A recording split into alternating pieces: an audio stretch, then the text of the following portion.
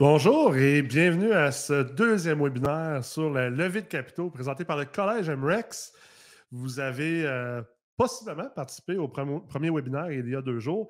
C'est un webinaire beaucoup plus théorique avec moi-même, Nicolas Ray, PDG d'MREX et prof en ingénierie financière au collège. Et aujourd'hui, on fait un webinaire qui va être beaucoup plus informel et on a même le plaisir d'accueillir avec nous un gradué de la Meurthe Multilogement et du certificat d'ingénierie financière, un investisseur immobilier à temps plein et également un nouveau chargé de cours au Collège MREX, Mathieu Dupuis. Merci. Comment ça va? Ça va super bien. Très heureux aussi de participer à ça et d'avoir des discussions avec quelqu'un d'aussi avancé en immobilier, inspirant. Fait que très content de pouvoir partager Je du temps avec te toi. dois combien pour ça? Changera pas grand-chose. Non, c'est ça. Écoute, Matt, aujourd'hui, je voulais t'avoir ici parce que on fait un bootcamp la semaine prochaine sur la levée de capitaux. Ouais. Puis, tu sais autant que moi, tu fais beaucoup d'immobilier à temps plein. Éventuellement, même si on est très bon en immobilier, à moins que notre grand-père s'appelle Desmarais, à un moment donné, on manque de cash. L'immobilier, c'est quelque chose qui demande beaucoup, beaucoup, beaucoup de capitaux. C'est le type d'entreprise, probablement, qui demande le plus de capitaux pour réussir. Et donc, à quelque part, quand on veut avancer, quand on veut continuer de croître, il faut au moins réfléchir à est-ce qu'on lève des capitaux, puis ensuite, comment qu'on lève des capitaux pour pouvoir continuer à réussir notre entreprise essentiellement. Yep. Puis, bon, j'en parle toute la semaine prochaine durant le bootcamp. J'en ai parlé dans le webinaire il y a 2 jours. Mais aujourd'hui, je voulais avoir une discussion concrète sur la levée de capitaux. C'est quoi? Comment? Pourquoi qu'on fait ça? C'est quoi les beaux côtés de ça? Y a-t-il des moins beaux côtés? C'est-tu pour tout le monde? Ouais. Puis, tu as quand même réussi à lever pas mal de capitaux en peu de temps. Ouais. Donc, je pense que tu es un invité quand même intéressant pour les gens parce que tu n'arrives pas de. Je veux dire, tu n'arrives pas d'une famille d'immobilier, tu n'arrives pas d'une famille avec des milliards à investir derrière toi, tu n'arrives pas avec 160 ans d'expérience là-dedans. Là. Tu es un gars normal, comme moi, comme ben n'importe qui d'autre. Bien normal. Ben oui, on est des gars bien normaux. On est en Google puis en short. Je pensais que la caméra allait être ici, moi. Ouais, c'est ça. On pensait que la caméra était en haut, bien exposée. C'est ça. Une chance, on n'a pas mis de jupe. Le pire, c'est que tantôt, je m'installe, je suis comme ça. Tu sais, je me mets à l'aise. Je regarde sa caméra. Non. Ouais, c'est ça. Fait que oui, bien normal. Puis, tu sais, venant d'un parcours aussi, je te dirais, standard, là, tu sais, pas dans ce domaine-là, je veux dire, pas dans un monde d'entrepreneurs. Mes parents n'étaient pas entrepreneurs du tout. Je vais introduire ça un peu parce que je pense qu'on se jasait tantôt, puis c'est important. Dans mon parcours, bon, j'étais propriétaire de quelques blocs. J'ai acheté un premier triplex dans lequel j'étais allé habiter, qui était le move à faire. On se disait toujours, achète une maison avec un bachelor, si tu vas pouvoir commencer à rentabiliser déjà. Fait que j'avais acheté un triplex, puis bon, j'étais dans le vieux Terrebonne, 2, 3 triplex, un quadruplex, un partner là-dedans. Puis tout ça s'est passé en 10 ans.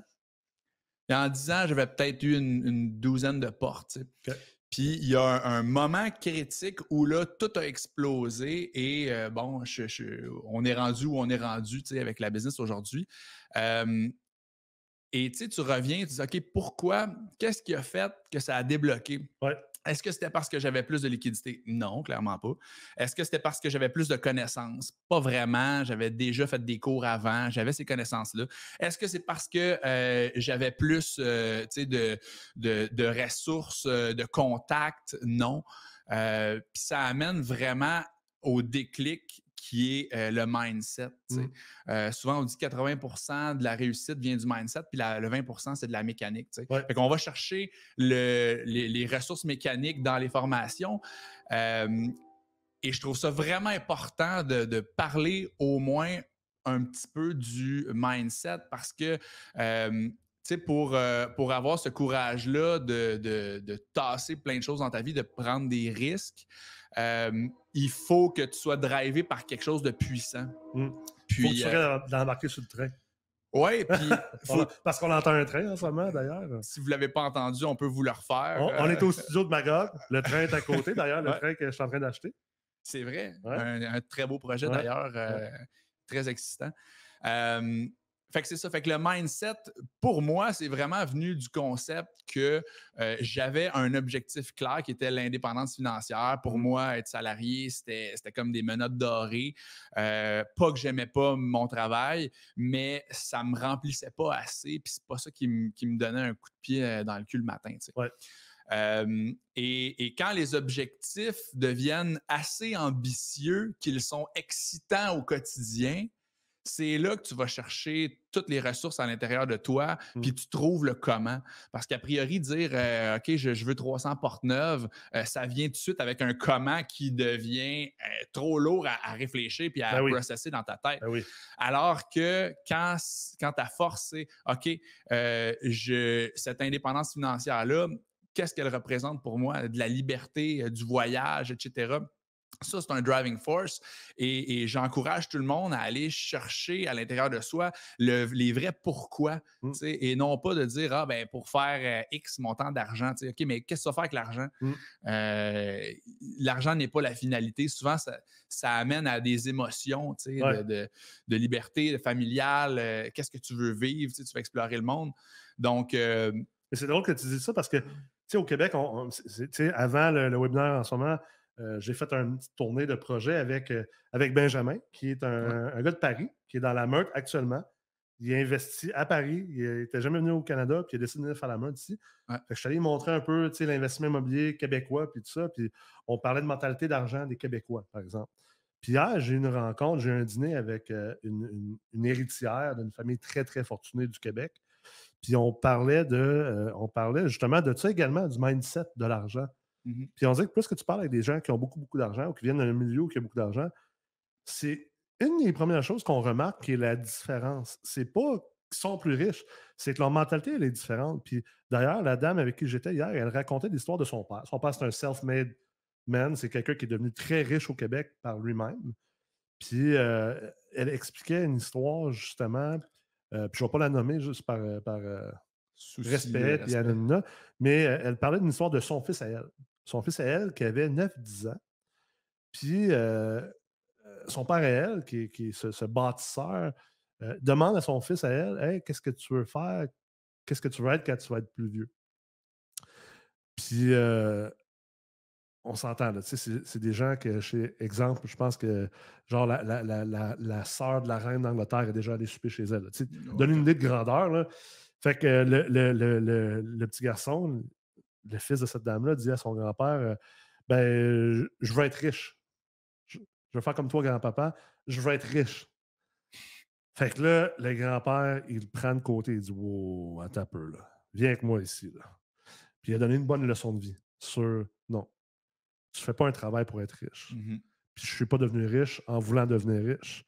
J'ai trouvé quelque chose qui me passionnait. J'ai trouvé quelque chose où je suis capable de créer de la valeur. Puis le résultat secondaire de ça, c'est oui, je suis devenu riche. Puis j'aurais pu ne pas devenir riche. Puis ça aurait été correct. Puis peut-être être autant heureux dans le c'est ça. Que tu fais. C'est ça. Puis elle me parlait de ça, d'une leçon d'humilité. Puis c'est des gens très fortunés, mais que tu le vois comme c'est des gens simples. C'est pas des gens qui flashent, puis c'est correct de flasher dans certaines circonstances, mais c'est des gens très simples. Tu vois que l'humilité, elle est là. Puis on parle de ça, puis c'est là qu'elle expliquait essentiellement que c'est une question beaucoup de mentalité. Puis on voit beaucoup d'étudiants à travers les meurtres, les cours et tout ça, puis tu parlais de mécanique, puis on enseigne comment lever des capitaux. Tu sais, dans le certificat d'ingénierie financière, il y a une section là-dessus. On travaille présentement sur un certificat maître suite au certificat d'ingénierie financière sur purement la levée de capitaux, dans lequel que tu vas être chargé de cours également. On a le bootcamp la semaine prochaine là-dessus, mais c'est la mécanique. Puis comme dans toute chose, effectivement, la mécanique, oui, tu en as besoin. Tu as besoin de la mécanique parce que si tu n'as pas de mécanique, ça ira pas bien. Mais la mécanique, c'est le char. Si tu n'as pas de gaz dedans, tu vas nulle part. Mais la levée de capitaux, puis même, au final, le succès en général, c'est tellement important le mindset. Spécialement, je pense, dans la levée de capitaux parce que tu dois être tellement convaincant que tu es tellement convaincu que tu es convaincant. Parce que, bon, si tu fais une promesse d'achat sur un immeuble, puis tu dois être crédible auprès du vendeur. Oui, je suis capable, j'ai 1 million en liquidité. tu peux te faire challenger, il faut que tu sois solide puis d'attaque, puis que tu Mm. sois vendeur. C'est clair. Puis même chose quand tu te vires de bord, puis là, il faut que tu vendes le projet aux partenaires. Si tu n'as pas la confiance, puis la drive, puis la passion, c'est tellement vendeur. Quand tu es passionné, là, les gens le voient comme crime, tabarnouche, il va décoller à 100 000 à l'heure, go, c'est parfait. Mm. Fait que tout ça pour dire que l'audace de viser haut a été clairement une des ingrédients du succès parce que, tu sais, c'est vraiment motivant à chaque matin de dire ah ouais, crème, je pourrais être rendu là, tabarnouche, go, tu sais. Puis le comment vient en cours de route, tu sais. Puis ne vous enfargez pas dans le comment trop tôt parce que ça fait peur puis que tu t'en mêles là-dedans, tu sais. Fait que c'est un peu ça, je pense, de travailler sur son mindset, les peurs. Tu sais, tantôt, là, quand tu parlais de comment les Québécois, malheureusement, ont, je pense à tort, des fois, une relation avec l'argent. Ah, tu sais, il ne faut pas trop faire l'argent, sinon les gens vont nous juger. Tu sais, les gens qui ont du cash, ils se font écœurer. Ouais. Puis c'est vraiment une fausse croyance qu'il faut Oh mettre oui, de travers. clair, Tu sais, puis c'est difficile. Tu sais. Ouais. C'est difficile. Oui, tout est difficile, mais en même temps, il ne faut pas que tu partes avec la prémisse que c'est difficile parce que Christy, tu as déjà 2 strikes. Là. Ouais. Fait que tu vas avoir du fun en le faisant. Si tu aimes le processus pour y aller, il n'y a pas de niveau de difficulté. Tu sais. Un éléphant, tu sais, là, c'est impressionnant. Je veux dire, exemple, toi, tu as levé quoi, 25 millions en quelques années, en 2-3 ans à peu près? À peu près. Ça a l'air immense, mais probablement que, tu sais, un éléphant, ça se mange une bouchée à la fois. Exact. Tu n'as pas commencé le jour 1, je vais lever 25 millions aujourd'hui. Ben non, il y a 15 projets là, au travers de tout ça. Là, est-ce que tu pensais, mettons, le jour 1, t'avais-tu en tête que tu allais lever, tu sais, comme bien honnêtement, t'avais-tu en tête que tu allais enlever autant en aussi peu de temps? Pas jusqu'au moment où j'ai commencé à faire de l'autosuggestion. OK. Napoleon Hill, qui a écrit Réfléchissez, devenez riche, Ouais, a été pour moi une Think and Grow inspiration Rich, ouais. immense. Puis, tu sais, là-dedans, c'est ton objectif, tu l'écris, tu le détailles, tu écris comment que tu l'as obtenu, puis tu le parles comme si tu l'avais déjà. Ouais. Fait que je disais merci pour les 300 portes neuves de mon magnifique parc immobilier que j'ai acquéri de façon X, Y, Z. Puis je l'ai lu comme si j'étais un animateur de TV là, avec de l'intonation puis de la passion. OK. Je l'ai enregistré, puis à chaque matin pendant 1 an de temps, je le faisais jouer. T'es-tu sérieux? Ah, ouais. Puis là, je l'écoutais. Puis je m'écoutais me dire merci pour mes 300 portes neuves. Des fois, tu trouvais-tu calme? Des fois, je le réécoutais 3 fois parce que c'était rendu tellement mécanique Ouais. que je le partais, puis là, je faisais d'autres choses, puis je l'écoutais pas vraiment, tu sais. Puis je disais, je l'ai pas bien implanté dans le subconscient. Puis tu sais, vous pouvez croire ce que vous voulez, puis chacun ses façons de faire. Moi, ça a fonctionné parce que la direction que je prenais était rendue tellement claire que quand tu veux avoir 300 portes, ben s'il y a une opportunité d'un duplex, tu le regardes même pas. Puis le duplex pourrait être peut-être bien intéressant, mais il faut que tu focuses. Puis l'autosuggestion t'amène laser où c'est que tu veux aller parce que tu fais comme si tu l'avais déjà. Et donc, tu prends action en fonction de ça. Fait que c'est pas vrai que c'est juste spirituel. Ah non, ça, il faut être clair. Tu n'es pas en train de dire à personne que en faisant de l'autosuggestion, ça va arriver. Tu es un gars d'action, tu as travaillé fort, tu as passé à l'action, tu as foncé comme un débile, mais tu as foncé en entraînant ta confiance puis ta visualisation. Puis, les athlètes le font. J'ai travaillé j'ai fait 3 Jeux olympiques avec des athlètes. J'étais moi-même athlète professionnel. Puis la visualisation, c'est pas quelque chose d'ésotérique dans le sport. J'ai entraîné des boxeurs professionnels qui ont été champions intercontinental. Puis on faisait des combats complets avant le combat, dans la chambre, dans leur tête. Là, avec chrono. Là, puis je les chronométrais, puis je disais ring, c'est fini. Puis ça fonctionne. Mais il faut que tu bouges, pareil. Oui, puis même, tu sais, il y a beaucoup d'entrepreneurs dans mon cercle qui ont réussi, puis que eux autres n'ont pas nécessairement fait ça, ou ils me disent qu'ils n'ont pas fait ça. Mais en y réfléchissant, ils l'ont fait quand même. Subconsciemment, peut-être. Exact. Tu sais, ils voulaient, ils étaient audacieux dans leur objectif quand même, puis ils le voyaient d'une certaine façon. Mais il y a des gens qui ont été élevés aussi, ça, il ne faut pas l'oublier. Puis je sais, parce que moi aussi, j'en ai rencontré des entrepreneurs qui sont comme moi, je ne fais rien de ça, je ne médite pas, je ne fais pas de visualisation, autosuggestion, mais tu sais, quand tu apprends à les connaître, tu te rends compte que la manière qu'ils ont été élevés, leur conditionnement ou leur trait de base, c'est peut-être déjà des gens très positifs, très confiants, qui fait que, oui, peut-être qu'ils ne le font pas, mais en réalité, ils le font, mais c'est comme juste inné, puis ils s'en rendent pas vraiment compte. Puis ils ont de l'ambition. Je pense que ça aussi, c'est super important. Là, mais il y a des gens qui sont nés avec l'ambition, puis qui vont trouver la façon de le faire. J'avais 4 ans, je suis ambitieux. Exact. Fait que être ambitieux à la base, c'est de voir grand. Fait que, tu n'as pas nécessairement besoin de l'écrire, mais ça va fonctionner. C'est relatif. Hein, l'ambition de toi, l'ambition de moi, l'ambition de quelqu'un qui nous écoute en ce moment, on n'est pas tous obligés d'avoir la même ambition, mais ça peut être une ambition qui est relative. Oui, mais quelque chose de commun, c'est vraiment d'avoir de la clarté sur ce que tu veux avoir. Plus c'est clair, il y a un livre fantastique, d'autres références en bas de page. Brendon Burchard qui a écrit High Performance Habits, qui là-dedans, un des chapitres, c'est Clarity is Power.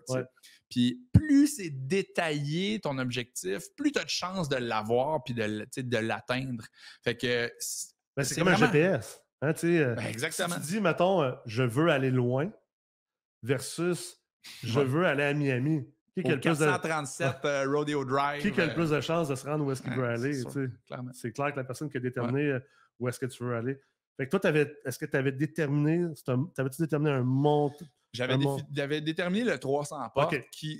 En fait, j'avais fait le breakdown de me dire, bon, j'avais une bonne job, j'avais un bon salaire, je voulais minimalement faire les mêmes revenus annuels. C'était représentant à ce moment-là. J'étais rep dans le pharmaceutique, et donc, j'avais fait le breakdown de dire, bon, ça me prend du cash flow. J'avais choisi le 9 parce que le cash flow était somme toute bon et stable. C'était beaucoup plus vendeur aussi pour les partenaires à qui je proposais les projets. Et donc, la mécanique inverse, c'est de dire, bon, ben, si je veux 100 000 $ par année qui rentrent, ça me prend combien de portes à X montant à la porte? Fait que j'étais arrivé avec un nombre de portes qui, au bout de la ligne, était un revenu, là, un cash flow que je voulais avoir.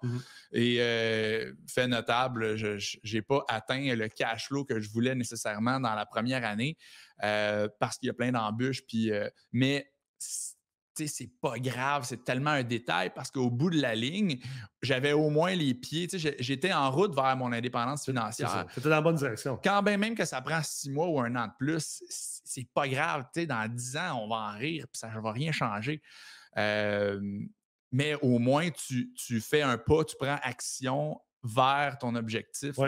Puis ça, c'est quotidien, tu sais. La raison pour laquelle tu te le rappelles ou tu l'écoutes à tous les matins ou tu le marques, Grant Cardone, il dit, moi, je le marque sur mon papier, sur mes feuilles, à tous les matins, à tous les soirs avant de me coucher. Tu peux pas dévier de ta trajectoire quand tu l'as tout le temps en face. On s'entend que le gars a levé 800 millions à date. C'est énorme, là. C'est vraiment gros. Pour un gars qui était un alcoolique drogué à 30 ans, genre. Exact, mais c'est un méchant bon vendeur. Vraiment, vraiment, vraiment. Fait que oui, la mécanique inverse est super importante. Là. Ça définit qu'est-ce que tu veux. Puis, ça, c'est super important parce que dans le fond, toi, tu as trouvé ton why. On en parle beaucoup du why. Il y a des grands auteurs là-dessus. Là. Simon Sinek écrit un livre là-dessus. Il y a un autre livre, Why Café. Il y en a plein. Là. Mais je pense que tu as mis le point sur ton why avant. Puis 2, tu t'es pas jugé. Parce que ça aussi, je le vois beaucoup dans. Hein, on le voit beaucoup avec les étudiants, les investisseurs immobiliers. C'est comme. Ils ont peur de dire oui, je veux 300 portes, ou je veux ci, ou je veux ça, de mettre le jugement envers soi-même de côté, puis de ne pas penser à ce que les autres vont penser de nous qu'on est des fous. Puis écoute, si je m'occupais de ce que les gens pensaient de moi, je serais encore dans un 4,5 à Charlebourg, man, avec pas grand-chose dans mon compte de banque quand j'avais 22 ans. Mais en fait, c'est la fausse croyance de l'imposteur. C'est de tasser cette fausse croyance-là que tu ne mérites pas. Ah, crime, j'y pense 300 portes. C'est gros, je ne mérite pas ça. Mais non. Et shift ça. Non, je le mérite, je le crois que je le mérite. T'sais. Il y a 800 personnes en ce moment, je pense, qui sont inscrites à ce webinaire-là. La vérité, c'est que les 800 personnes-là, je veux dire, c'est des humains comme moi et toi. On mange 2-3 fois par jour, on va aux toilettes, on dort, on a des peurs, on a des espoirs. On est tous pareils au final. Il n'y a personne ici qui. C'est juste relatif, parce que dans le fond, OK, on connaît un certain succès, ça va bien, mais je regarde Grant Cardone, je me dis, je suis pourri. C'est clair. Moi aussi. Fait que, ça donne rien. Les gens qui nous regardent sont comme, on est pourri comparaison. Ouais, mais de toute façon, c'est pas important. C'est pas un concours. C'est ton ton ambition, c'est d'avoir ne serait-ce qu'un ou 2 immeubles, puis quand ça, tu n'as pas une scène, ben, c'est ton 300 portes à Mathieu. C'est la même chose, c'est correct. Go for it. Go for it de la bonne manière. Ben, puis tu sais, en réalité, avant d'arriver avec cet objectif clair-là du 300 portes, j'ai fait 1 ou 2 projets. Tu sais, nous autres, on a commencé avec un 24 logements neuf qui était en ligne. C'était pleine pandémie. Ça a été un peu un bon timing parce qu'on ne savait pas où le marché allait. Puis j'ai pris un guest, puis ça s'est avéré être un super de bon deal. Puis c'est après, c'est un coup que tu en as fait un, que là, tu as la confiance, puis tu dis, OK, crème, j'en ai fait un. C'est sûr, je peux en faire 2, puis 3, puis 4, puis crème, je peux en faire combien dans le fond? Hey, mon indépendance financière est là. OK, go. Là, on l'écrit, on le détaille, puis on avance. Tu sais. Ça a été quoi le. Est-ce que tu te rappelles du moment que la première personne a accepté d'investir avec toi? Ah, c'est hot comme feeling. En fait, je me rappelle que ça a pris quelques personnes avant d'avoir vraiment un oui. Ouais. Puis, tu sais, souvent, on a du monde dans notre entourage qui dit, ben oui, parle-moi-en, si t'en as des projets, ça m'intéresse. Ouais. Là, tu dis, ah, crème, j'ai quelqu'un, ça l'intéresse. Ouais. Ah, crème, j'ai 4-5 personnes, ça C'est l'intéresse. facile dans ta tête de dire ça, c'est fait. Ça, c'est closé, je le sais. Puis là, tu arrives avec l'opportunité, tu as signé ta PA, tu te veilles de bord, tu as 30 jours pour pouvoir lever tes capitaux. Là, tu commences tes appels, puis les 5 premiers que tu appelles, ils te disent, ah, finalement, ben, c'est pas le bon timing, ou je suis pas liquide maintenant, ou ah, ça me parle un peu moins. Là, tu te retrouves à, finalement, tes options sont disparues, tu sais. Puis là, il faut que tu repartes en deuxième action. Tu n'as pas juste closé le deal, il faut que tu lèves tes capitaux de scratch des fois. Fait que c'est du téléphone, c'est peut-être pas du cold call, mais c'est beaucoup de référencement. Hey, toi, ça t'intéresse pas, mais tu connais-tu quelqu'un, ça pourrait l'intéresser. Ouais. Ah ouais, j'ai un chum que justement, il y a quelques blocs, là, puis parfait, donne son numéro. Fait que j'ai patiné beaucoup à bâtir le réseau. Évidemment, j'avais quand même des contacts, fait que ça m'aidait, mais vraiment beaucoup moins. Le taux de closing là, de ma base de contact initiale là, était vraiment moins grande que je pensais. Ah ouais, pour vrai. Énormément. Fait que tu avais sous-estimé le travail ou le nombre de fois que ça prenait avant de closer. Puis des fois, des partenaires qui étaient engagés, puis que là, avant de closer, ils sortent pour X, Y raison, ou il y a un autre deal, ou peu importe, ils pognent la frousse. Puis là, tu te retrouves avec short notice, là, puis je me souviens d'avoir trouvé ça dur quelques soirs où est-ce que là, il me restait genre 48 heures pour lever, peu importe, là, vous trouvez 1 million. Faut apprendre à vivre avec la peur à ce moment-là. Hein? Ouais, avec le temps, on la transcende ou on se dit c'est normal. On s'en sert comme fuel. On s'en sert comme fuel. Ben, en fait, clairement, c'est de la pression que tu te mets. Pas toujours. C'est pas bon de toujours être là. Non, c'est pas bon de toujours être là. C'est pour ça qu'après ça, je travaillais à l'équilibre entre, même si j'ai pas de projet à vendre maintenant, je continue de travailler de mon book de partenaires potentiels parce que je sais que la journée où est-ce que j'ai un projet, il va peut-être avoir 3% de mon monde, je dis 3%, 10% de mon monde que j'ai qui vont être prêts à embarquer dans l'aventure maintenant. Ouais. Fait que ça a toujours été la balance. Là, des fois, je cherchais des projets, je savais qu'il y en avait une couple qui m'ont dit « Oui, moi, j'ai 400 000 à mettre. Quand tu as quelque chose, fais-moi signe. » Fait que là, ça, c'est excitant. Puis qu'à un certain point, tu arrives avec un équilibre où est-ce que tu es confiant dans le fait de closer un projet puis d'avoir assez rapidement des fonds, tu sais. Mais c'est ça, il ne faut pas sous-estimer le travail. Là. Je reviens à Grant Cardone, mais son 10X, là, 10 fois. C'est vraiment ça. C'est travaille 10 fois plus fort pour pouvoir avoir les objectifs que tu veux. Puis c'est pas trop long que tu t'en rends compte. Là. Ça marche. C'est pas tout le temps rose. Puis aussi, je pense que c'est important de te mettre dans l'idée qu'il faut que tu sois d'accord ou correct avec ton objectif où tu veux aller, même si ça finit par prendre 10 fois plus de temps ou 10 fois plus d'efforts. Je pense que c'est là que les gens, finalement, ils ne se rendent pas au bout. Tu sais. Parce que tu te crées une attente de. Exemple, peut-être que tu avais créé une attente que tes 5 premiers, là, ça allait closer. C'est facile de se décourager après que ça ne close pas.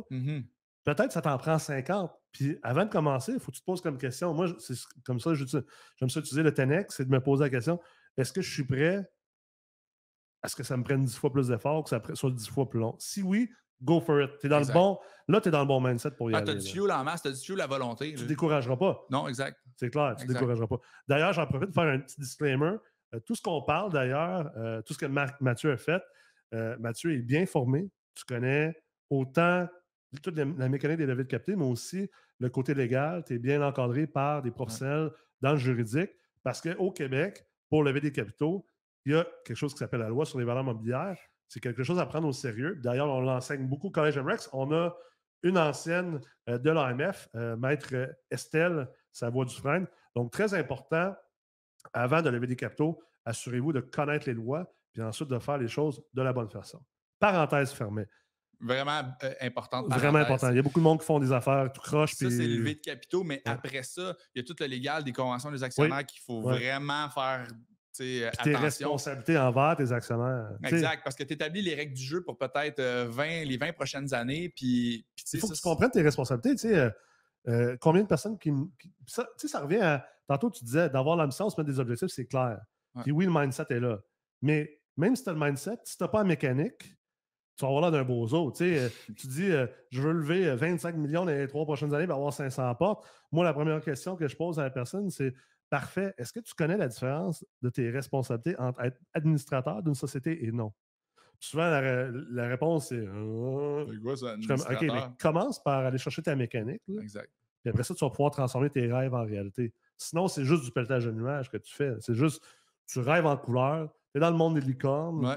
Le monde que, tu sais, j'écœure souvent ce monde-là, pas parce que j'ai une haine envers ça, c'est parce que j'essaie de réveiller le monde. Tu sais, j'essaie d'être un peu une antithèse puis de dire, OK, là, réveillez-vous, là, vos histoires de lever de l'argent, c'est facile, puis faire des deals, c'est facile, puis tu vas être riche en 90 jours. Si tu pouvais dire sur Facebook, hey, voici un deal, je cherche 100 000 fois 3 personnes, puis je vais donner tant de rendement, mais tu n'as pas le droit de faire ça. Non, c'est l'appel public à l'épargne. Si tu peux faire ça, ça serait facile, tout le monde le ferait. Fait que là, il faut que tu restes dans de la sphère de tes contacts plus fermés ou que tu ailles chercher des investisseurs qualifiés. Fait que ça rend la tâche un peu plus ardue, mais pas impossible. Il faut que tu investisses dans ta structure. Tu es capable, je disais, ça prend du cash pour faire l'immobilier, le zéro cash. Parce qu'au final, même si tu veux lever de l'argent et que tu ne mettes pas une scène dans tes immeubles, il faut quand même que tu aies mis le cash au départ pour te former, pour te structurer, pour avoir une convention d'actionnaire, pour savoir c'est quoi les lois qu'il faut que tu respectes, pour tout faire ça de la bonne manière. Il y a un petit investissement quelque part. Puis au début, le premier deal que j'ai fait, j'ai mis de l'argent dedans. Pas énormément, mais le premier deal que tu fais, les partenaires, ils vont vouloir que tu mettes ton skin in the game, que tu te mouilles. Puis je pense que j'avais mis 25 000, ce qui n'est pas énorme, puis c'est un projet à, je pense, 900 000. Fait en proportion, c'est presque rien. Mais tu as mis quelque chose. Mais j'ai juste dit, regarde, moi, j'en ai pas d'argent, je vais mettre ce que j'ai. Moi, ça représentait un gros montant, mais les partenaires étaient contents avec ça. Puis à force de gagner de la notoriété, à un moment donné, tu te dis, ben regarde, là, je peux pas en mettre dans tous les projets, on enlève trop, fait que j'en mets pas. Puis j'ajuste le partenariat en fonction de ça. Mais je crois que c'est vraiment important de démontrer pour être capable de vendre le projet que toi aussi, tu es impliqué là-dedans. Pas de risque, ça fait peur à du monde. Puis, tant que tu n'as pas un tracking record, je pense que c'est normal de le faire. Ça fait. Fait que, ouais. C'est quoi? Ça doit être quand même un peu. C'est rendu la normale pour toi, mais je suis convaincu que les 800 quelques personnes qui écoutent en ce moment, il y en a plusieurs pour eux que c'est vraiment très abstrait. Un investisseur là, en immobilier au Québec, là, dont tu lèves 25 millions, on s'entend que c'est sur plusieurs projets. Tu n'as pas levé ça one shot, c'est sur plusieurs projets avec plusieurs actionnaires. Est-ce que chaque investisseur à chaque fois met 1 million, il met 10 000? C'est une bonne question. C'est quoi les montants? Ça ressemble à quoi? Au début, tu prends ce qui passe. La règle, c'est 150 000 minimum là, avec l'AMF. Fait que 150 000 minimum. Maintenant, je suis plus rendu à 250 300 000 minimum juste parce qu'à un moment donné, ça fait trop d'actionnaires puis tu veux pas. Les partenaires n'aiment pas ça quand on est 10, mettons, dans un deal. Puis on l'a déjà fait pour un projet, puis ça devient lourd administrativement. Ça devient risqué pour compter, mettons, une histoire vite, là, à 10 partenaires, s'il y en a un qui n'a pas fait ses impôts ou bien qu'il a soumis ses impôts en retard puis qu'il n'a pas son avis de cotisation puis on ne peut pas avoir le financement à cause de ça, il y en a 9 qui sont en maudit après un. Fait que, plus tu as de gens, plus tu as de risques. C'est sûr que l'idéal, c'est un partenaire qui met le million au lieu d'avoir 6 partenaires qui mettent 150 000. aussi. Ça devient c'est un désavantage, oui puis non. Je trouve que c'est un avantage parce que c'est simple, puis tu as besoin de faire moins de pitch. Puis éventuellement, si ton partenaire il met l'ensemble de la liquidité, c'est probablement parce qu'il y en a d'autres aussi, puis qui est capable, puis que c'est un partenaire avec qui tu vas pouvoir développer sur d'autres projets. Mais il va peut-être vouloir avoir pas mal plus de contrôle puis de décision que... C'est encore drôle. Ouais. Ben, il faut que ça soit statué dès le départ. Ouais. Nous autres, on est clair c'est des investisseurs passifs au sens où on gère tout le projet. On se qualifie un peu comme les tout inclus de l'immobilier. Ouais. On arrive, on leur donne sur un plateau d'argent la vérification diligente dans un drive avec toutes les évaluations, les prévisions financières, la convention des actionnaires. Envoyez ça à votre avocat, à votre comptable qui connaît l'immobilier. Et faites vos devoirs. Puis un coup que ça c'est fait, ben, vous mettez votre griffe, puis il n'y a plus rien à faire. Fait que on gère tout, puis on est clair dans le fait que on ne veut pas que le partenaire débarque au bloc puis dise à la concierge « Hey, là, je trouve que le gazon est long, faut tout tourner le gazon. » Non, l'objectif, c'est que vous n'ayez rien à faire. Puis ça va très bien pour l'ensemble de nos 42 partenaires présentement. C'est clair. Puis ça fait en sorte qu'il n'y a pas d'ambiguïté.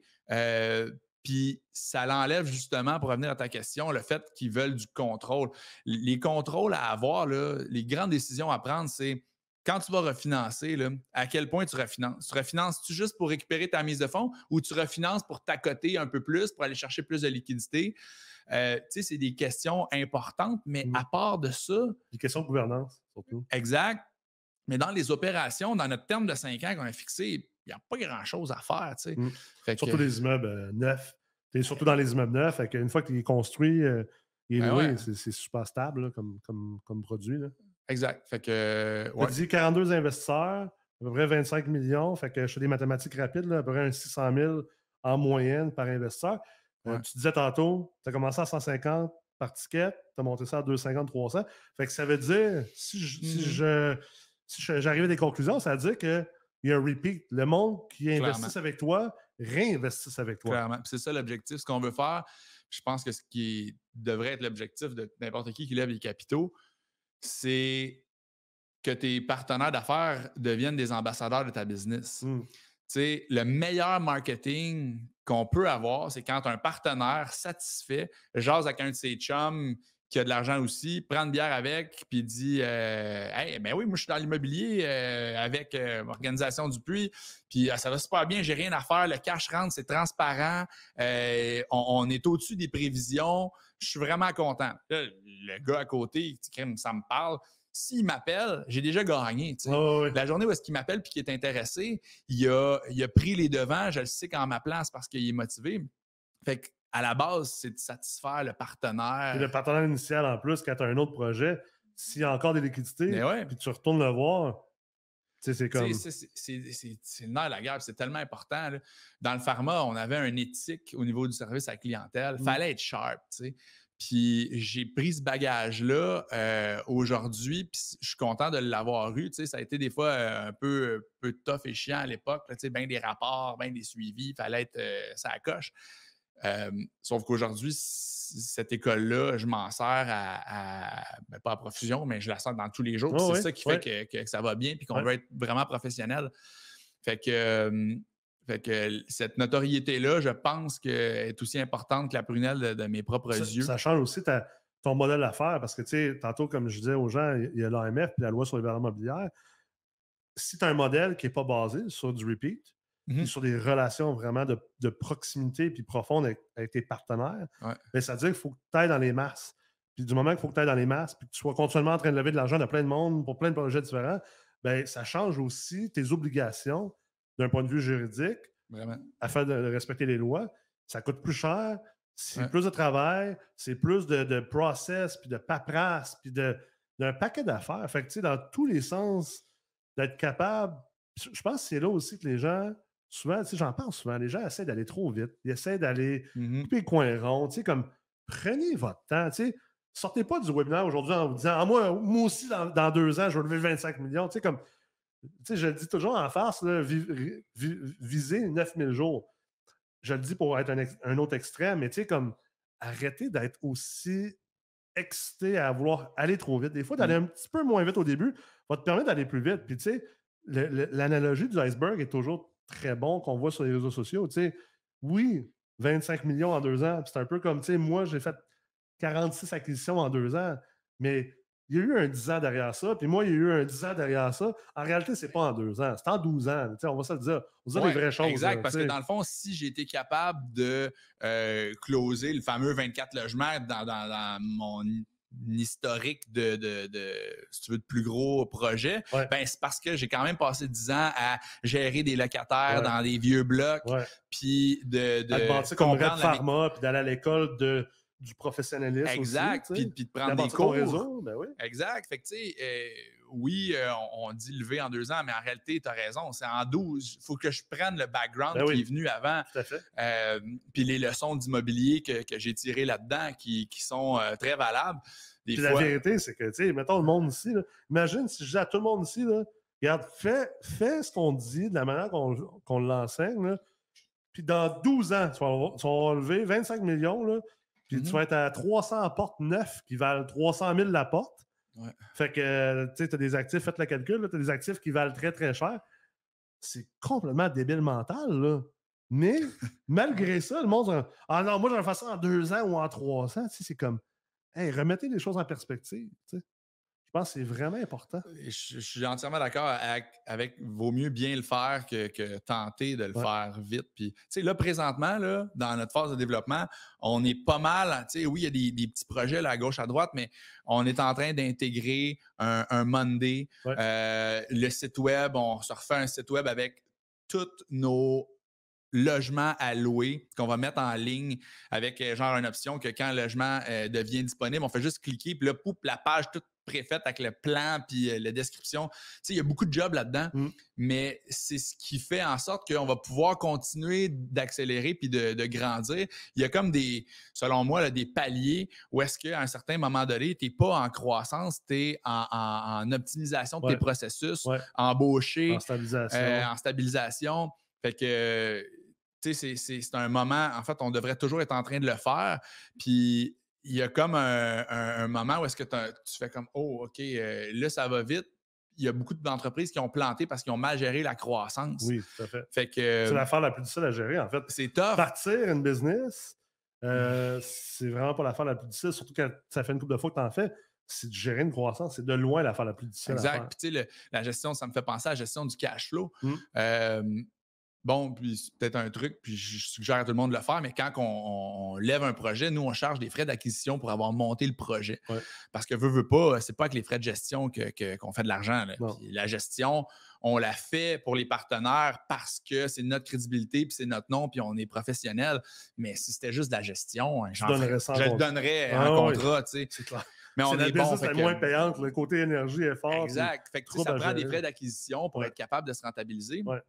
Fait que puis en plus, c'était un dîner qu'on a déjà eu ensemble au Lac Brome à Knowlton, je pense. Que une des premières fois qu'on se rencontrait là, en début de meurtre, puis tu allais dîner ensemble, puis tu m'expliquais ton modèle. Tu donnes beaucoup à tes partenaires. Tu es très, très généreux. Puis j'avais été vraiment content de l'entendre parce que dans le certificat d'ingénierie financière, c'est une des leçons que je dis en levée de capitaux. Il faut que vous ayez l'impression d'avoir trop donné. Si vous n'avez pas l'impression d'avoir trop donné à vos partenaires d'affaires, vous avez trop pris. Puis c'est une mauvaise base, surtout pour vos premiers partenariats. Exact. Puis quand tu m'as dit ton setup, j'étais comme, calvaire, toi, tu es allé peut-être un peu plus loin là-dedans. Je t'ai challengé, mais. Ben, il y a bien du monde qui vont challenger aussi dans Meurthe. Ah, tu gardes juste 25% des projets, c'est tout toi qui fais crime, tu devrais faire du 50-50 ou du 60-40. Puis la façon qu'on l'a pensé, c'est justement les frais d'acquisition. Tu sais, on se paye un frais d'acquisition parce que c'est important pour le cash flow. Tu sais.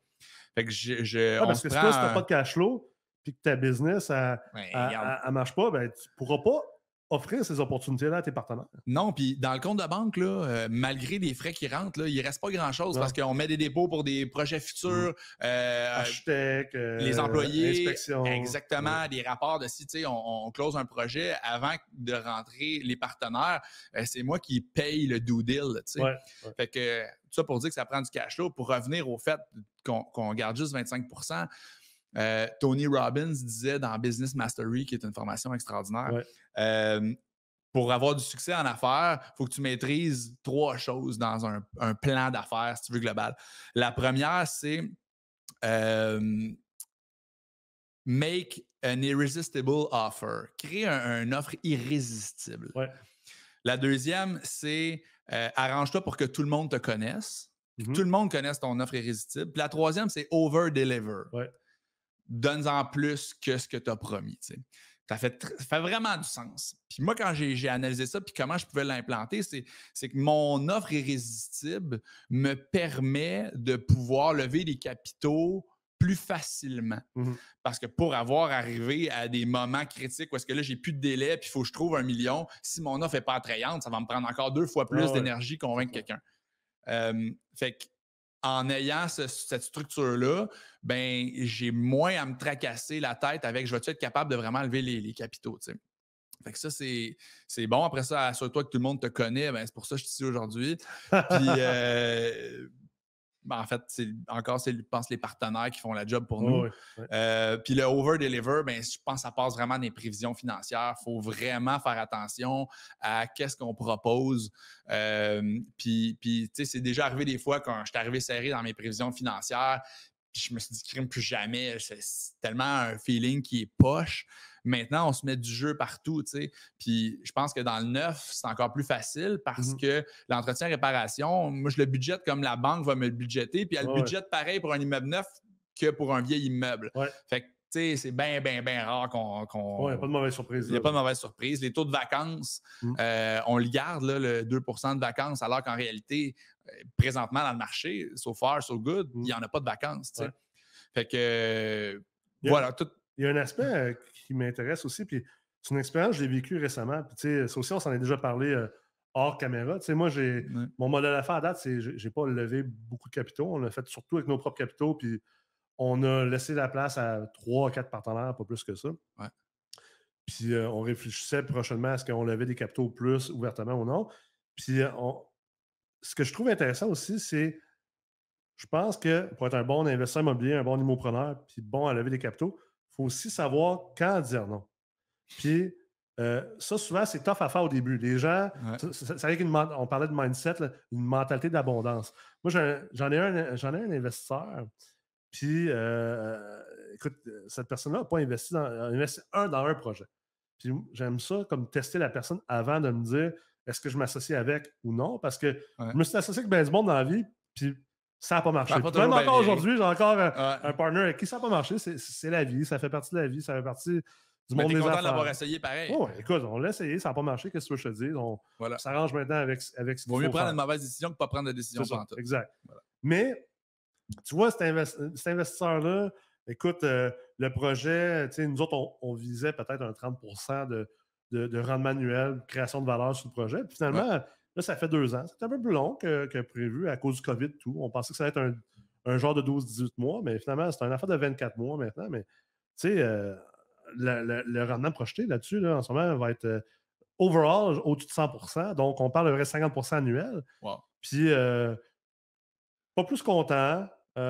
Plus tiqué sur des détails de c'était quoi ce transfert-là dans le compte de banque, telle date, c'est une affaire de genre. Tu veux-tu le revoir pour ton prochain deal? Ben, c'est ça. Puis, tu sais, il y a de l'argent, puis méchant bon gars, puis, tu sais, je l'adore. En dehors de ça, je l'adore aller dîner, aller prendre une bière, mais à quelque part aussi, ça, c'est important, je pense, dans lever de capitaux, puis c'est important, comme dans bâtir des business, il faut savoir dire non. Puis tantôt, tu as parlé de décider où tu t'en vas, puis décider où tu t'en vas pas. Puis, tu sais, c'est le principe du focus. Le plus dur, c'est de dire non. Puis, il faut que tu ailles dire non si tu veux être focus. Exact. Autant au niveau qu'il y a bien des partenaires que peut-être qu'ils ont le cash, puis peut-être qu'ils ont l'intérêt, mais ils vont vous amener tellement d'énergie à dépenser pour te justifier. Et puis ça, c'est comme les opportunités. Oui, peut-être que tu en as plein d'opportunités, mais si tu es vraiment là que tu voulais aller, faut que tu sois capable de te concentrer, d'être focus. Et les opportunités, des fois, bien tight. Il faut vraiment que tu te dises, est-ce que si c'était mon argent, j'investirais dans ce projet-là? Puis ça, c'est important parce que, ta notoriété dépend de ça. Si le deal va mal, ce partenaire-là aussi peut dire à ses chums en buvant une bière, hey, c'est de la merde son affaire. Fait que, Moi, j'ai investi dans tel projet, puis ça, c'était vraiment pas fait que bon, savoir ça. dire non à des partenaires, savoir dire non à des deals, c'est C'est tellement quoi, ça important. prend 10 bons clients pour te référer un bon client, mais ça prend un mauvais client pour Scraper 10 scraper 10 potentiels. potentiels. C'est quelque chose de même, Ouais, mettons. Là. ça fait bien de sens, c'est sûr. Une mauvaise nouvelle fait plus de chemin qu'une bonne nouvelle. Tout à fait. Puis, tu sais, des partenaires, pas une entrevue, mais il y a des questions à Ah oui, poser. il y a une entrevue, je pense. Il y a une entrevue, peut-être des fois un peu informelle, Ouais. mais tu vas boire une bière avec ou tu jases avec. Et je pense que facilement, tu le sais. J'étais à présenter un due deal à un partenaire pour un projet, puis il s'enfargeait dans des détails qui avaient tellement pas de sens, mais c'est un gars qui connaissait pas l'immobilier, Mhm. puis il était super anxieux, tu sais. Puis j'avais comme, je sais pas combien d'appels par jour, puis de textos.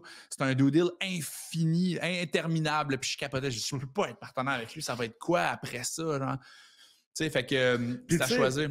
souvent, c'est beaucoup plus facile quand tu as levé 5, 10, 15, 25 millions de dire non à ça que quand tu n'as Ouais. pas encore levé de cash ou tu es comme à tes premiers Mais au tes début, premiers 100 000. j'y prenais, puis c'est correct d'y prendre. Mais en même temps, des fois, il faut que tu te poses la question, est-ce que ça ne va pas m'empêcher d'aller... Ouais. Tu sais, il faut quasiment que tu te mettes... Tu parlais de mindset, de te mettre dans un mindset tout de suite d'abondance, de te dire, regarde, même si je suis à mes premiers levées de capitaux, non, parce que probablement que ça va tellement te gruger de temps. Peut-être que tu n'aurais pas levé 25, peut-être que tu aurais levé 35 aujourd'hui. Peut-être. On ne sait pas. Peut-être. Mais je serais peut-être brûlé, puis je serais peut-être écœuré. C'est ça, c'est ça. Fait que c'est important. C'est un bon point, ça, mon nez. Oui, définitivement. Puis, c'est quoi le plus grand conseil que tu as pour les gens qui sont avec nous ce midi? Tu parles au niveau de. Oui, au niveau lever de, des tu sais, capitaux? le monde qui sont là et qui nous visionnent, qui disent OK, ouais, moi je veux faire de l'immobilier, là, puis après tout ce que j'ai entendu, tu sais, mardi, j'ai même essayé de décourager le monde un peu de lever des capitaux en leur disant c'est vraiment pour tout le monde, mais mettons que les gens qui sont encore là, puis qui se disent ouais, moi je suis prêt à le faire, je veux le faire de la bonne manière, là. Ça serait quoi le conseil? C'est super simple, j'ai hâte de te donner la réponse. Vas-y. Comme si c'était la clé du succès. C'est quoi la Non, clé? mais On va écrire un livre ensemble, Matt. Ça va être la clé de Matt. la clé de Matt, le trousseau. Le meilleur conseil que je donnerais, c'est mettez-vous les deux pieds dedans puis signez des PA. Signez une PA, tu sais. Puis le moment excitant, parce que je pense vraiment que oui, tu peux te ramasser un book de personnes à qui tu dis ah, si j'ai un projet, ça pourrait t'intéresser, oui. Mais c'est le moment où est-ce que tu as une PA de signer que la vraie aventure commence. Ouais. Pas de PA, tu sais, pas de projet, pas rien. Fait que signe la PA. Assure-toi d'avoir des clauses de sortie là, dans ton due deal, là, d'avoir, au pire, mettre ton financement serré. Puis dans le neuf, c'est un peu différent. Les due deals sont moins exhaustifs, mais vous l'enseignez au collège comment faire des due deals comme du monde. Et au moment où est-ce que tu l'as signé, là, tu pars à la guerre, c'est là que ton couteau entre les dents, il te sert, tu te vires de bord, puis le conseil, c'est mets le délai le plus long possible dans ta vérification diligente parce que c'est le temps que tu vas avoir pour convaincre tes partenaires d'embarquer dans le projet. Fait que, évidemment, tu as un équilibre. Là, si tu lui demandes 6 mois, ça se peut qu'ils te disent non.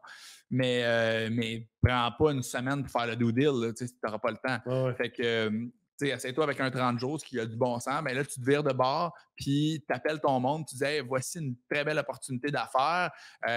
Faut que tu saches c'est quoi ta structure. Puis il faut aussi que tu sois clair dans le modèle d'affaires que tu proposes. Tu ne dis pas aux partenaires potentiels ah, ben on pourrait faire ça ou on pourrait faire ça. Non, non, tu sais où tu t'en vas, c'est ça le modèle. Take it or leave it. Des si des pourrais. Là. Non.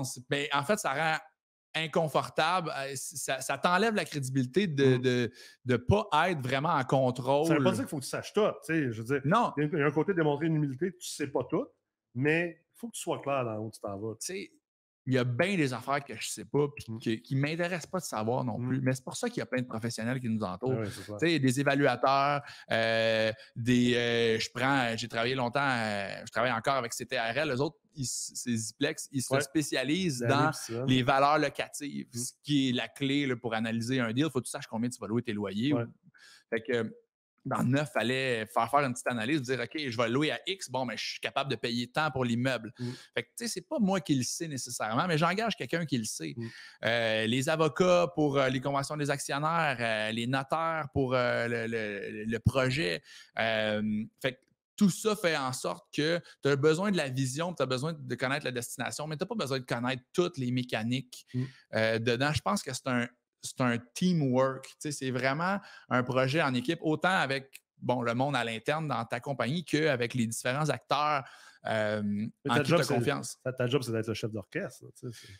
C'est exact. Ta job, c'est d'être le chef d'orchestre puis d'être au volant de ton navire, puis d'être capable d'avoir l'audace de dire OK, ben regarde, je la signe ce PA-là, puis c'est pas grave si ça marche pas. Ça se peut que tu en signes 3, 4, 5 avant de closer un deal. Mais à chaque fois que tu vas en signer une, tu vas savoir encore mieux comment le faire. Puis tu vas être plus confiant aussi d'avoir les bons arguments de vente aux partenaires potentiels pour dire hey, c'est avec moi que tu dois travailler. Tout le monde doit trouver sa valeur ajoutée. C'est pas parce que tu n'as pas d'argent que tu n'as pas d'autres valeurs. Tu peux avoir du temps, tu peux avoir de l'énergie, tu peux avoir des connaissances, tu peux avoir des contacts. Et c'est un peu la job du courtier immobilier d'arriver puis de mettre en contact deux connaissances que tu as trouvées peu importe comment, mais un acheteur puis un vendeur, tu mets ça ensemble, tu fais une commission. Ben, dans la levée de capitaux, c'est trouver un partenaire, trouver un deal, mettre ça ensemble, puis rester dans le deal avec eux. Fait que les contacts, ça peut permettre de... Je connais des gars qui se gardent 2% d'un projet en mettant juste en lien deux personnes ensemble puis dire moi, je veux une commission, mais je veux pas une commission en cash, je veux rester partner dans le deal. Ben, c'est une façon de faire, tu sais. Fait que trouver c'est quoi votre valeur ajoutée. Puis des fois, ça peut être aussi simple que moi, j'ai de l'énergie, j'ai de la drive, j'ai fait mon cours en certificat d'ingénierie financière, je sais de quoi je parle. J'ai pas nécessairement de ressources concrètes dans le deal, mais je sais comment le faire. Puis il y a bien des gens qui veulent cette tranquillité-là de pas faire la mécanique. Tu peux avoir une valeur ajoutée en trouvant des deals comme ça, puis en mettant les bonnes personnes en place, clairement.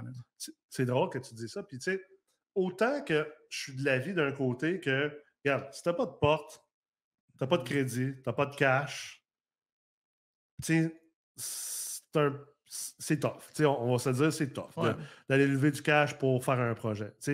Il y en a qui réussissent à le faire parce qu'ils sont très charismatiques, parce qu'ils sont très travaillants, parce que, whatever, ils amènent quelque chose à la table. Mais en même temps, puis c'est drôle parce que je surveille beaucoup ce qui se passe sur les réseaux sociaux, dans les groupes de discussion. Dans un groupe de discussion récemment, c'est drôle, il y a un kid, d'ailleurs, il a fait le certificat d'ingénierie financière. Puis bon, sa publication est un peu... était pas optimale. Oui, il y a peut-être un peu... c'est un peu malaisant comme il l'a fait, mais il s'est fait varloper, là. Varloper, parce qu'au final, il avait trouvé un bon deal. Puis il disait, ben écoute, j'ai trouvé un bon deal, puis il parlait de peut-être le faire avec des partners, puis qu'il se gardera des parts. Puis là, le monde s'en est à faire comme, ben c'est quoi tu apportes au deal? Ben écoute, je vais gérer l'immeuble, puis c'est moi qui ai trouvé le deal, puis je vais faire ci, puis je vais faire ça. Puis le monde comme, non, mais t'as même pas de porte, t'as jamais géré d'immeuble, ça vaut rien. Puis le monde s'en est à le varloper, là, tu sais.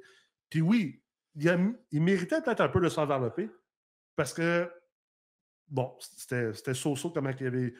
Il y a des choses qu'il a oubliées dans son éducation. C'était so-so comme il l'avait fait. Moi, il a eu l'audace de l'essayer. Mais, tu sais, de l'autre côté aussi, tu sais, on parle de l'argent. Tu sais, apporter de l'argent dans un deal.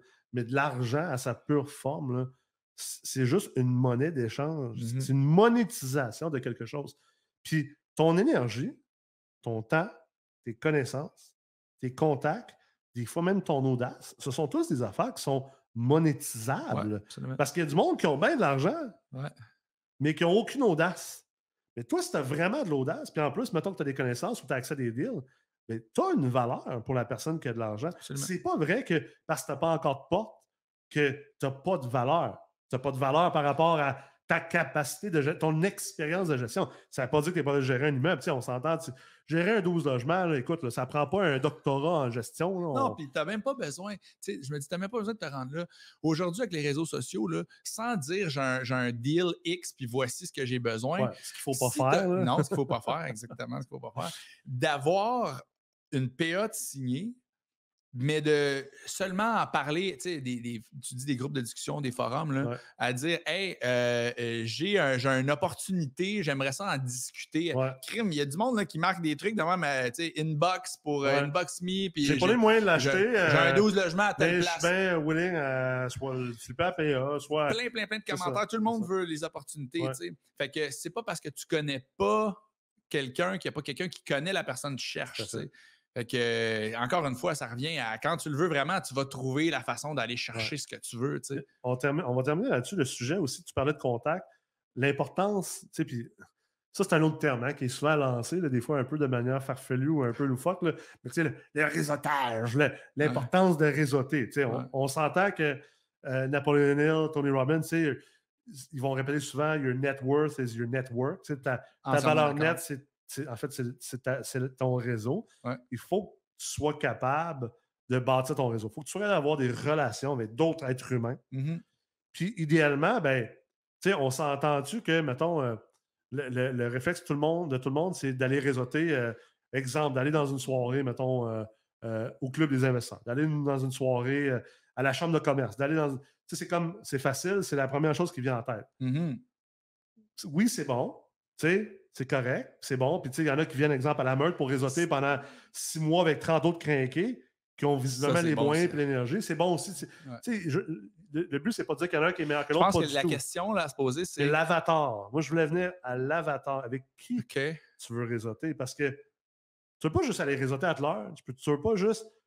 Ça me fait toujours penser à mes chums dans le temps. J'avais des chums qui étaient dans ACN, tu sais, dans Ouais. les Usana, entreprises, ouais, Primerica, le puis marketing de réseau. Puis là, ouais. la première chose qu'ils apprenaient, eux autres, c'était fais une liste de 50 personnes que tu connais. Ouais. Là, ça commençait par ta famille, tes amis. Puis là ces gens-là, ils t'achalaient. Là. Hey, j'ai une opportunité d'affaires, tout ça. Mais c'est comme, ouais, mais attends, là, tu sais, genre, je suis même pas intéressé par ça. Mm.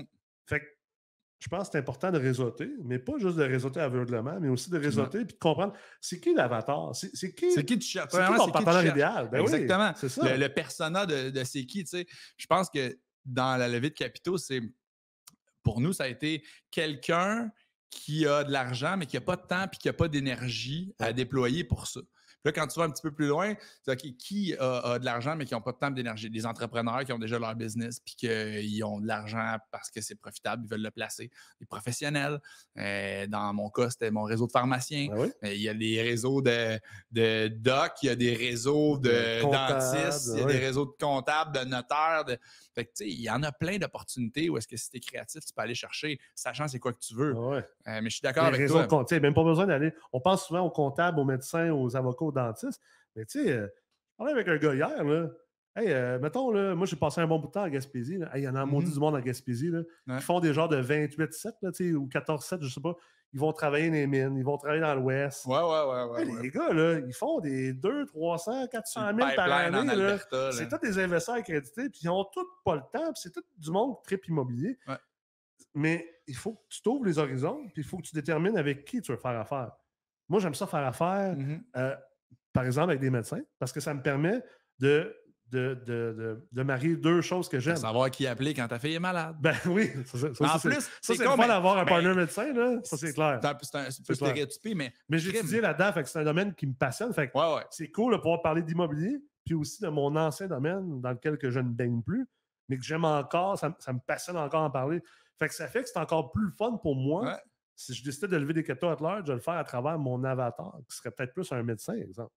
Puis ça revient, c'est cool aussi quand tu t'en vas dîner avec tes partenaires d'affaires, puis c'est du monde intelligent, puis ils ont quelque chose à t'apprendre. Tu as du fun avec eux autres, tu as des atomes crochus, c'est bien plus fun parce que, comme on disait en début de webinaire, il n'y a pas juste l'argent dans la vie, puis au contraire, plus que tu en as, plus que tu te rends compte que crime, oui, ça apporte des belles affaires, mais une fois que tu les as, ces belles affaires-là, qu'est-ce qui reste? Des relations, le bonheur, du plaisir, un why, des valeurs. C'est ça qui reste. Je pense que ça fait le tour. Hein? On conclut déjà. On a conclu déjà. T'avais-tu une autre question? Pas question piège, mais ultime question. C'est quoi tout le monde en parle? Là, c'est quoi le Joker card? Là? Quelque chose comme ça? C'est quoi l'affaire que tu as eu le plus dans le levée de capitaux qui t'a le plus surpris, mettons? Le financement. Financement. Ah, le financement, tu sais, c'est une autre chose aussi, là, les partenaires, c'est important de les choisir en fonction de comment ils peuvent cautionner tes prêts, tu sais. Ouais. Parce que tu as besoin d'eux autres. Si toi, tu n'as pas d'argent puis tu vas acheter le deal, la banque, elle va dire, crime, ça prend une caution de ces partenaires-là. Ouais. Puis, ben, ça prend beaucoup de documentation, puis c'est de pousser les partenaires à tout envoyer les documentations à temps, Hmm. puis de faire les suivis là-dessus, puis là, tu as des délais, puis, fait que, tu sais, je pensais pas que c'était autant complexe de gérer le financement. Je suis en très bonne main, là, chez PMML, entre autres, puis avec ton ami Tommy. Ouais. Fait que Chez Levier, ouais. chez Levier. Et, tu sais, reste que même si tu délègues une partie des tâches à faire, Ouais. il faut que toi, en tant que dirigeant du navire, tu t'assures que eux autres, ils demandent les documents à temps. Puis que, fait que, tu sais, oui, ça a été une surprise. Le financement, ne pensez pas que c'est simple. Là. Non. Puis pensez pas que vous allez tout avoir ce que vous demandez aux créanciers. Là. Et c'est une négociation. Ça se peut qu'ils vous disent, ben non, on t'offre tant. Tu sais. Puis comme tu disais tantôt, c'est niaiseux. Quelqu'un qui est en retard sur filer ses impôts, là, on s'entend, c'est pas un criminel. Là, puis on en connaît tout du monde qui sont en retard. Puis, mais c'est comme une leçon. Ça peut bloquer ton financement. Ça peut bloquer ton financement, tu sais. Puis, fait que je le fais pas tout le temps, puis un jour, on arrivera peut-être là, mais c'est parce que c'est touché de demander tous les documents d'avance, les documents personnels aux partenaires, mais d'essayer de leur donner le maximum d'informations sur qu'est-ce qu'ils auront besoin de fournir pour pas justement retarder les transactions. Au mois de janvier, on a gelé les taux d'intérêt pour l'année, ce qui a été stratégiquement une très bonne chose. Là, on vient de passer chez le notaire cette semaine, on a un 2,83. Wow. Bien, merci pour ce magnifique taux d'intérêt. Merci pour ce rachat de taux. Merci pour ce rachat de taux. Je m'en allais où avec ça? De préparer d'avance. De préparer d'avance. Exact. Fait qu'on a une date ultime jusqu'auquel le taux est gelé. T'sais. Si on buste ça, le deal fait plus de sens. Fait que c'est super important de mettre de la pression. Le financement, c'est plus long qu'on pense. Tu sais, 10 fois plus d'énergie. Exactement. Surtout quand t'en as beaucoup. Ouais. Parce que même si le partenaire n'a pas beaucoup de part dans le business, la banque veut quand même avoir ses documents. Il y a une genre de règle non écrite, c'est pas officiel, mais généralement, si ton partenaire est en bas de 10% des parts, comme, il n'est pas vraiment important dans le financement, mais ils vont probablement quand même demander ses documents. Il faut quand même que ses impôts soient à jour. Il faut qu'il y ait une preuve que son solde d'impôts à payer est à zéro. Son avis de cotisation à payer. Exact. Son bilan financier, tous ses immeubles, ses actifs, ses passifs. Fait que tu sais, quelqu'un qui arrive dernière minute, là, il se fait coincer, c'est sûr. Là. Il y a plein d'affaires. Puis tu sais, les banques de plus en plus demandent de plus en plus de choses. Ils veulent mitiger leurs risques. Les banques virtuelles, c'est encore pire. Puis là, eux, ils font affaire avec juste un ou deux notaires qui demandent 12 000 affaires de plus. Des rapports. Des fois, on m'a demandé, tu sais, la SCHL maintenant demande comme un rapport d'architecte durant la construction, chose que c'était pas de même avant. Bientôt, ça va être le rapport d'impôt de ta grand-mère. Exactement. Où c'est que tu as acheté tes bobettes? Là, S'il me donne encore des 2% d'intérêt, ça ne me dérange pas de donner le rapport d'impôt de ma grand-mère. Voilà. Merci. Ça m'a fait plaisir, mon cher. D'avoir été là aujourd'hui. J'espère que tout le monde qui était à l'écoute a apprécié ce deuxième webinaire. Si ce n'est pas déjà fait, inscrivez-vous au bootcamp sur la levée de capitaux si vous avez bien sûr l'intention de lever des capitaux. Sinon, inscrivez-vous pas. Ça va être une méchante perte de temps pour vous. Puis, je ne veux pas vous avoir dans mes pattes. Puis, je ne pense pas que les autres veulent vous avoir dans nos pattes. D'ailleurs, la prochaine session du certificat d'ingénierie financière débute en début octobre. Donc, je vous invite, si ce n'est pas déjà fait, à investir en immobilier aujourd'hui sans au moins avoir cette base-là. Je pense que c'est assez dangereux. Puis, on est dans des temps très dangereux. Il y a encore énormément d'opportunités. Je pense que les gens qui sont bien formés et qui ont le bon mindset, même vont encore plus gagner. Mais c'est encore plus dur. Fait qu'il ne faut pas se faire de cachette. Il ne faut pas se mettre des lunettes roses. Puis, j'ai bien hâte bientôt aussi d'annoncer, lorsqu'on l'annoncera officiellement, le lancement du certificat maître en levée de capitaux avec un de nos chargés de cours, Mathieu, et bien d'autres. Ça va se faire probablement cet automne, disponible début 2023. Merci beaucoup d'avoir été à l'écoute, Mathieu. Merci à toi pour l'invitation. C'est super excitant de discuter avec des gens intelligents qui ont réussi. Fait que tu me réinvites n'importe quand, je suis prêt. Le plaisir est partagé. Merci. Merci.